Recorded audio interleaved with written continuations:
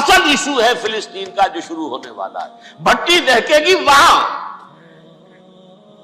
ظاہر بات ہے کہ اگر کوئی بہت بڑا اقدام ہو جاتا ہے فلسطینیوں کے خلاف اور اگر واقعتاً مسجد اقصی اور قبۃ الصخرہ گرا دیے جاتے ہیں جو طوفان اٹھے گا عالم عرب میں. یہ حسنی مبارک ہو یا شاہ خالد ہو یا کوئی اور ہو، یہ نہیں روک سکتے اس طوفان کو. نوجوان خون اٹھے گا، غیرت اور جو بھی حمیت ہے. مسلمان ان پڑھ سے ان پڑھ اور بالکل بے دین وہ بھی مسجد کی حرمت پر کٹ مرنے کو تیار ہو جاتا ہے. مسجد تو بنا دی شب بھر میں ایمان کی حرارت والوں نے، من اپنا پرانا پاپی ہے، برسوں میں نماز ہی بننا سکتا. وہ چاہے کانپور کی مسجد سے مسلمانوں نے جانے دی، چاہے وہ شہید گنج کی مسجد تھی مسلمانوں نے جانے دی، چاہے نماز نہ پڑھتے ہو. لیکن یہ جو حرمت اور یہ جو حمیت یہ غیرت ہے، اس سے جو طوفان اٹھے گا یہ ہوگا اس ملحمۃ العظما، اس کی طرف پیش رفت ہو رہی. کتاب الملاحم سے احادیث کے حوالے سے کہ جن جنگوں کا حوالہ دیا حضور نے، پیشن گوئی کی ہے، اس کا نقطہ آغاز تھا خلیج کی جنگ.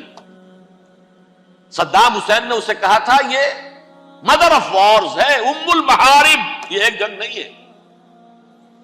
اس کا نقشہ بھی حدیث میں موجود تھا، پیشن گوئی موجود تھی، اس وقت بھی ہم نے شائع کی تھی. لیکن اس میں جو جنگ اب ہونے والی وہ الملحمۃ العظما. ملحمہ کسے کہتے ہیں؟ لحم گوشت کو کہتے ہیں، اور قصائی کی دکان کو عربی میں ملحم کہتے ہیں، جہاں گوشت کے ٹکڑے کیے جاتے ہیں. آج کل مشینوں سے ہوتے ہیں، اب جو ہے وہ ہاتھ سے چھریوں سے نہیں ہوتے، لیکن ٹکڑے ہو رہے ہوتے ہیں، جسموں کے چیتھڑے اڑ رہے ہوتے ہیں. ملحمہ یہی لفظ استعمال کیا تھا حضرت سعد ابن عبادہ نے رضی اللہ تعالی عنہ یوم فتح مکہ. ان کے دل میں تھا کہ اب ہم انتقام لیں گے ان عربوں سے، ان قریش سے. الیوم یوم الملحمہ، الیوم یوم الملحمہ، یہ کہتے ہوئے جا رہے تھے. ایک خاص کیفیت، آج ہے گوشت کے ٹکڑے اڑانے کا دن. حضور سے کہا کہ چلیے جا کر کے ساتھ تو یہ کہہ رہے ہیں الیوم یوم الملحمہ، الیوم یوم الملحمہ. حضور نے فرمایا نہیں، ان سے کہو جا کر الیوم یوم المرحمہ، الیوم یوم المرحمہ، آج رحمت کا دن ہے، آج تو میں ان سب کو معاف کروں گا. لا تثریب علیکم اليوم، میں تم سے وہی بات کہہ رہا ہوں جو میرے بھائی یوسف نے کہی تھی اپنے بھائیوں سے.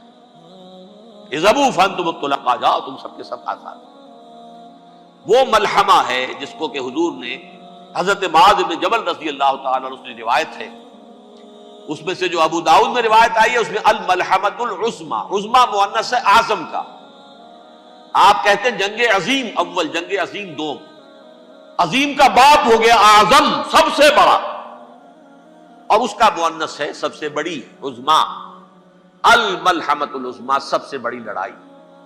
میرے نزدیک یہ وار کے معنی میں نہیں ہے، بیٹل کے معنی میں. انگریزی میں یہ دو لفظ علیحدہ ہیں، وار، بیٹل. وار سالوں کو محیط ہوتی ہے، بیٹل کسی ایک خاص جگہ پر جو لڑائی ہوتی ہے اس کو کہتے ہیں. حضور کے اور قریش کے درمیان 6 سالہ وار تھی، جنگ تھی. لیکن battles, battle of Uhud, battle of Badr, یہ بیٹلز تھی، لڑائیاں تھیں.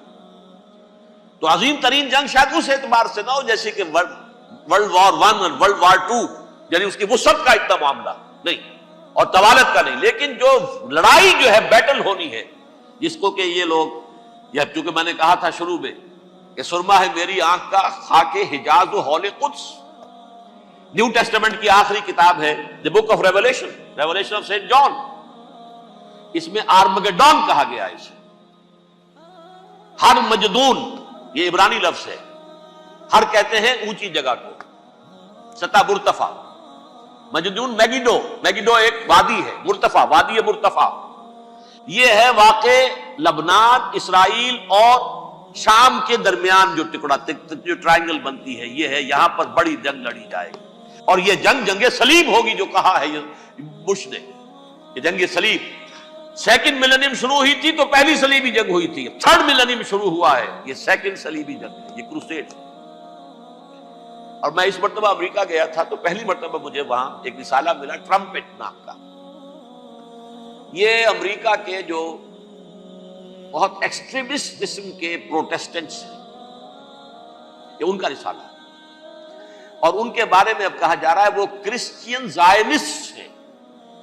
آپ شاید پہلی مرتبہ یہ لفظ سن رہے ہو. زائنسٹ تو ہم سمجھتے ہیں یہودیوں کو. کرسچین زائنسٹ وہ ہیں جو ہیں تو عیسائی پروٹیسٹنٹس ہیں، لیکن اسرائیل کے وہ حمایتی یہودیوں سے بڑھ کر ہیں. یہ میری کسی پہلی تقریر میں شاید بہت سے حضرات کو یاد آ جائے، میں نے کہا تھا 4 سال پہلے ہمارا تنظیم اسلامی کا ایک کنونشن ہوا تھا ہوسٹن میں، امریکہ کا جنوبی علاقے کا شہر ہے. ایک سیشن اس میں ہم نے رکھا تھا انٹرفیتھ. ایک عیسائی کو بلایا تھا، ایک یہودی بہت بڑا وہاں کا عالم ہے اس کو بلایا تھا. اس یہودی عالم نے ڈاکٹر وشوگراٹ، جو وہاں کی یونیورسٹی میں پروفیسر ایمیریٹس ہے، اس نے کہا تھا کہ یہ اسرائیل کی تو سپورٹ کر رہے ہیں عیسائی، ہم تو نہیں کر رہے. جو پریکٹسنگ یہودی ہیں وہ زیادہ اسرائیل کے حق میں نہیں تھے. یہ تو سن 67 کے بعد انہوں نے اسرائیل کو تسلیم کیا ہے. وہ تو منتظر تھے کہ ہمارا مسیحا آئے گا تو اس کی قیادت میں جنگ کریں گے، جیسے شیعہ منتظر تھے کہ مہدی موعود آئیں گے تو پھر ہم کچھ کریں گے. وہ امام خمینی نے کہا بھائی جب وہ آئیں گے آ جائیں گے، لیکن ہم کچھ راستہ کے لیے. زائنسٹ نے آگے بڑھ کر ریاست قائم کر لی، اور جب یروشلم پر بھی پورا قبضہ کر لیا تب جو ہے در حقیقت مذہبی یہودی جو ہے پھر انہوں نے اپنایا ہے، اون کیا ہے. اور نئے سیٹلمنٹس جو بھی بنے ہیں وہاں پر اسرائیل میں، اس میں اکثر و بیشتر مذہبی یہودی آیا، اور بروکلن کے علاقے سے سب سے بڑھ کر آئے ہیں، جو امریکہ میں نیو یارک کا ایک جنوبی علاقہ ہے، بہت بڑا یہودیوں کا بہت بڑا گڑھ ہے. نیو یارک کو جیو یارک بھی کہا جاتا ہے، وہ تو اصل میں مرکز جو ہے وہ تو یہودیوں کا. اس حوالے سے وہاں پر جو کرسچن زائنسٹ کہلاتے ہیں وہ اسرائیل کے یہودیوں سے بھی بڑھ کر کہیں سپورٹ کرتے.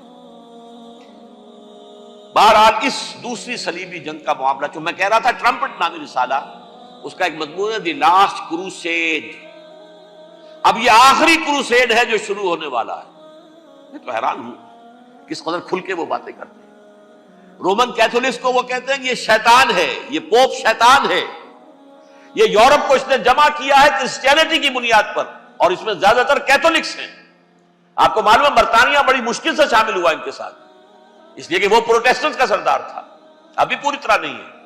یورپ جو ہے وہ رومن امپائر دوبارہ یہ کھڑی کر رہا ہے، اور در حقیقت یہ جو ہے یہودیوں سے بھی چھیننا چاہتے ہیں اسرائیل کو اور فلسطین کو، اور مسلمانوں سے بھی. اور یہ وہی کروسیڈ جو تھے اربن ثانی کے، اس کی تیاری کر رہے ہیں تاکہ وہاں پر عیسائی حکومت قائم ہو جائے، کیتھولکس کی، پوپ کی حکومت قائم ہو جائے، جیسے ایسٹ تیمور میں کر دی. ایسٹ تیمور میں کون سی حکومت بنی ہے؟ Roman Catholic. رومن کیتھولک اسرائیل میں بنے، تاکہ یہ سارے مقامات مقدسہ جہاں اسرائیل پیدا ہوئے، بیت حضرت مسیح پیدا ہوا، بیت لحم کہاں ہے؟ وہی ہے کہ نہیں؟ جہاں سے ریزریکشن ہوا ان کے خیال میں وہ کہاں ہے؟ وہیں پر ہے کہ نہیں؟ بڑے بڑے گرجے ان کے وہی ہیں. تو اس اعتبار سے ان کا کہنا یہ ہے یہ لاسٹ کروسیڈ کی تیاری ہو رہی ہے، یہ کیفور. اور ان کا کہنا یہ ہے کہ یہ پوری طاقت نیٹو کی جو ہے، یہ پہلے جرمنی سے لائی گئی بوسنیا، انہوں نے خود وہاں جنگ کروائی، انہوں نے خود وہاں پر ایتھنک کلینسنگ کروائی، پھر خود مصالحت کے لیے آ گئے، پھر کوسوو میں انہوں نے خود آگ بھڑکائی. یہ میں نہیں کہہ رہا، یہ وہ ٹرمپٹ رسالہ امریکہ سے چھپنے والا پروٹیسٹنٹس کا رسالہ ہے جو یہ کہہ رہا ہے. پھر انہوں نے کوسوو کے اندر کروایا، اور پھر وہ وہاں پر پیس فورس کی حیثیت سے آ گئے. اب وہ میسیڈونیا میں کروا رہے ہیں اور وہاں داخل ہو گئے ہیں. اگلا قدم ان کا سائپرس ہوگا، سائپرس میں ترکوں کو اور وہ گریکس کو لڑائیں گے اور وہاں آ جائیں گے، وہاں سے ایک چھلانگ لگائیں گے اور یہ فلسطین میں پہنچیں گے. اور یہ وہاں پر ایک رومن امپائر، اپنی پرانی رومن امپائر کی طرح کی رومن کیتھولک ریاست قائم کرنا چاہتے ہیں. تو وہاں امریکہ کے عیسائیوں میں بھی کوئی ایک طبقہ نہیں ہے، کیتھولکس بھی ہے. کیتھولکس زیادہ نہیں ہے ہمدرد، لیکن اب تابع ہو چکے ہیں.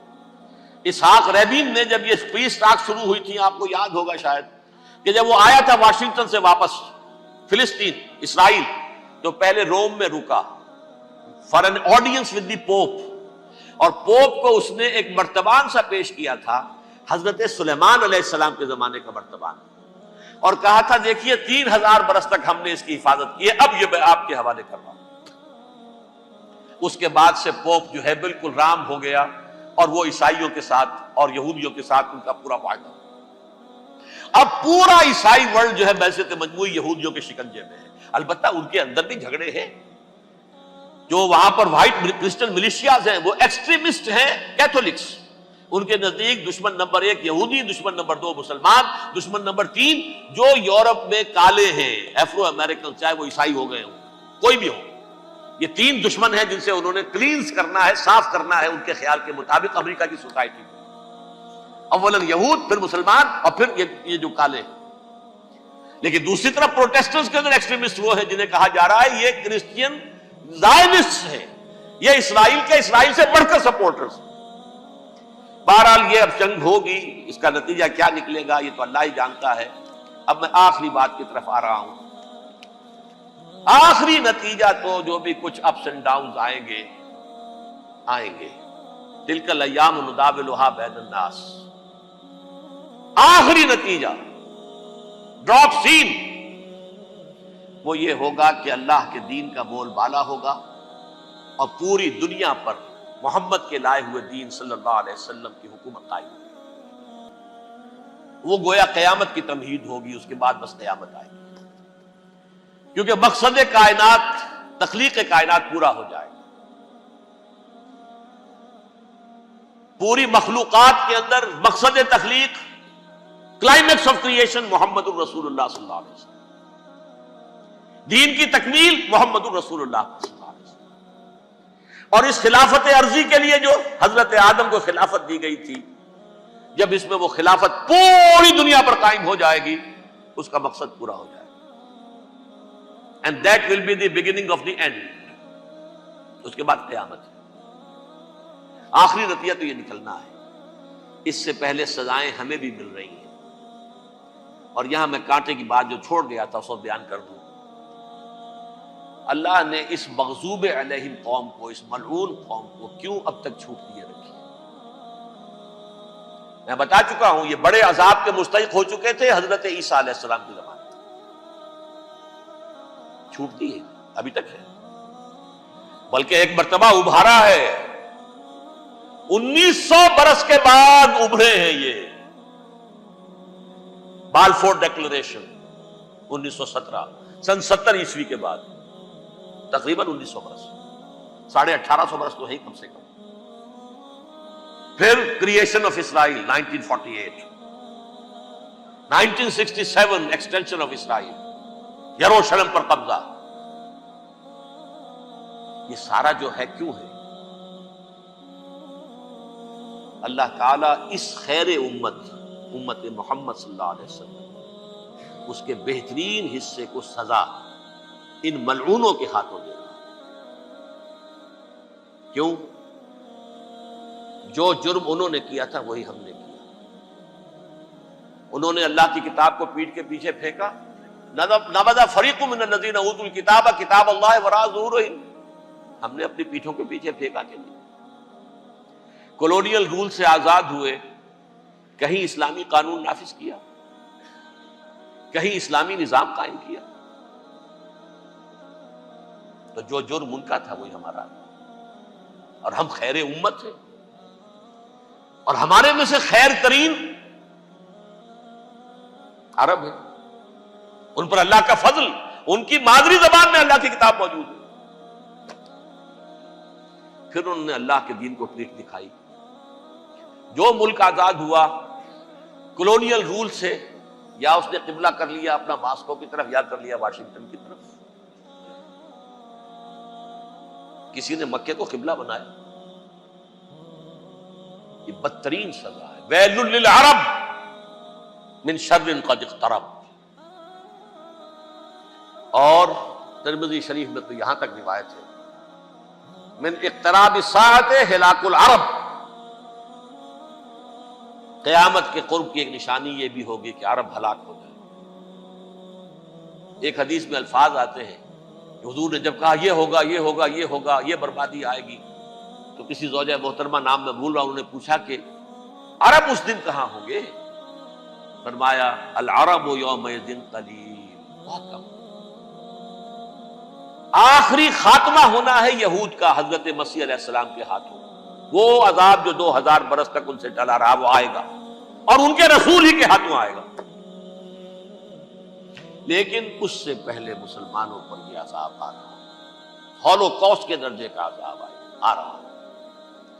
البتہ ہم پاکستانی اس میں یوں سمجھ لیجئے کہ وہ تو خبریں موجود ہیں احادیث میں، وہاں تو جو ہونا ہے، اتنے انسان مریں گے کہ ایک پرندہ جو ہے اڑتا چلا جائے گا، وہ نہیں چاہے گا کہ نیچے اترے تو کسی لاش پر اترے، اسے جگہ نہیں ملے گی زمین خالی کر کہیں اتر سکے، تھک ہار کر گرے گا، مرے گا تو بھی لاش کے اوپر گرے گا۔